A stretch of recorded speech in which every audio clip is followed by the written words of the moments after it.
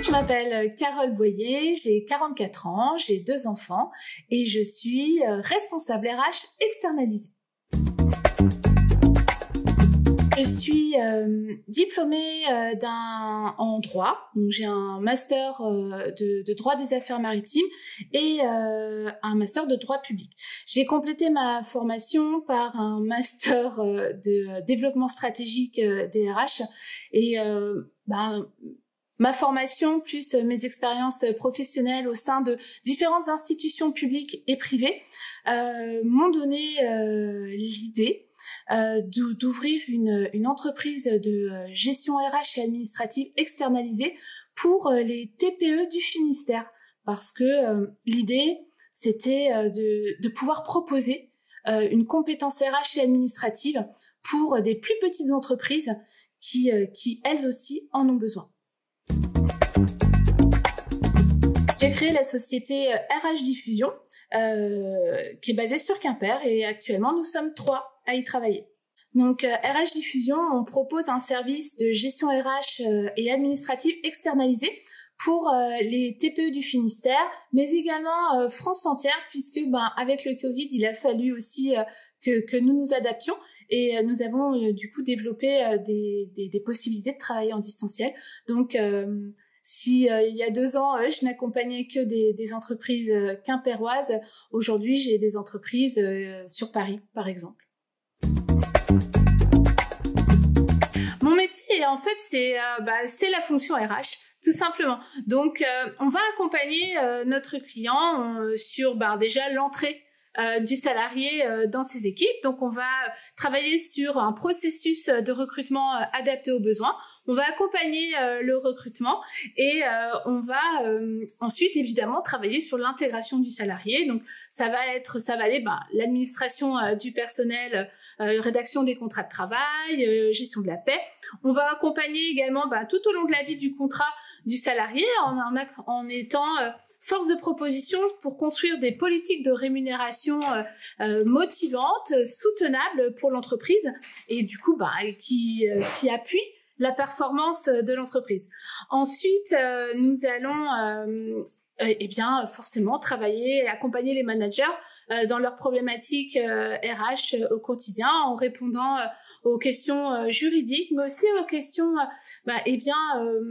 fondamentales de management qu'ils peuvent rencontrer. On va être aussi force de proposition pour accompagner la montée en compétences des salariés et faire de la GPEC, qui n'est pas l'apanage que des grandes entreprises, mais c'est aussi un argument très fort et des attentes très fortes au sein des PME et des startups où on a quand même des profils de grande qualité et qui souhaitent entrer dans des structures qui vont leur proposer un management de leurs compétences. Donc, évidemment, si on accompagne l'entrée, on peut aussi accompagner la sortie. Donc, parfois, pour une multitude de raisons, le contrat de travail cesse et on va accompagner nos clients dans la cessation du contrat de travail en toute sécurité et en toute pérennité, parce que travailler l'onboarding c'est important, mais travailler l'offboarding également, il en va évidemment de l'image de marque de l'employeur. Donc voilà, c'est des missions extrêmement riches et qui sont tout à fait similaires à la fonction RH que l'on peut trouver de manière plus traditionnelle. La diversité des situations RH et administratives que j'ai à gérer. C'est incroyable, c'est impossible de s'ennuyer.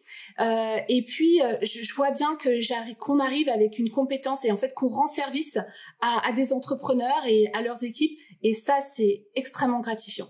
On va vraiment au-delà du process. Pour une TPE, les process, c'est important, mais c'est pas le cœur de métier. Ça n'a rien à voir avec nos grosses entreprises qui ont des process à rallonge. Là, il s'agit d'être vraiment efficace, on parle beaucoup de GRH opérationnel. Là, je peux vous dire, c'est de l'opérationnel. Il y a un problème. Carole, c'est quoi ta solution? On est parfois aussi sur des projets, donc on accompagne sur un temps. Quand la mission est finie, elle est finie, et ça veut dire aussi quitter une équipe, quitter des gens avec qui on s'est attaché, avec qui on a aimé travailler. Maintenant, franchement, c'est pas, il y a pire quoi.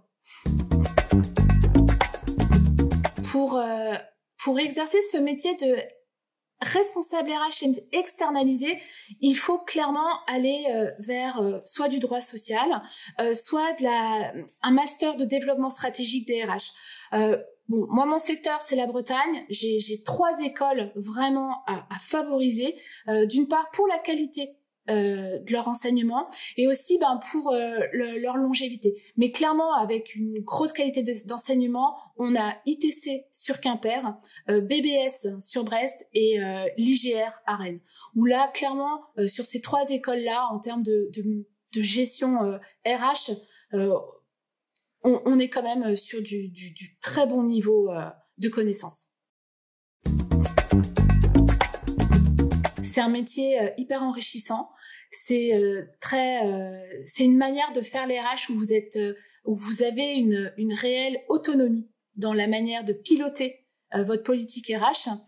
Mais pour cela, il faut quand même avoir un petit peu d'expérience. Donc, je déconseillerais totalement d'opter pour ce mode d'exercice de la profession dès la sortie de l'école. Parce que la valeur ajoutée d'un RH externalisé, c'est justement qu'il ait un petit peu de bouteille et qu'il puisse avoir tout un panel de solutions à proposer à son client. Or, ce panel, on l'obtient comment? En ayant différentes expériences dans différentes entreprises. Donc, mon conseil, visualisez ce métier parce que c'est sans doute une manière d'avenir de faire de la GRH, mais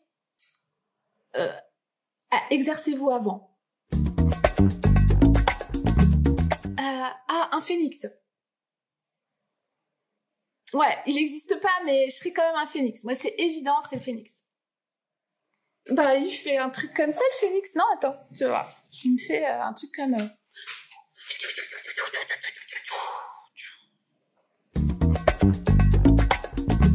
J'ai plein de chansons favorites, mais si je dois en dire une juste pour fiche métier, c'est Résiste de France Gall. Obligatoire. Va, résiste, encore et survie, résiste. Qu'est-ce que dit Pinocchio quand il pète devant tout le monde? Désolé, Gepetto.